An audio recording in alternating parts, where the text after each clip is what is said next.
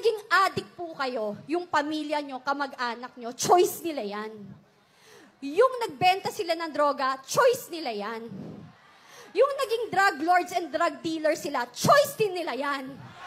Pero yung mga naging biktima ng mga yan, ng drug dealers, ng drug addicts, saka drug pushers, hindi ho nila choice na maging biktima. So please, tigilan nyo kami. If you want, pag-usapan natin ng human rights, mas ipaglaban nyo ang 2 taong ginahasa, 5 taong ginahasa, lolang ginahasa, ang pinatay na mawalang kamalay-malay, yun ang ipaglaban nyo. Yun ang masakit. Kasi pinaglalaban nyo kriminal. Pinaglalaban nyo mga walang kwenta. I'm sorry, hindi ako sorry, not sorry. Kasi napaka-peke. This is not about human rights.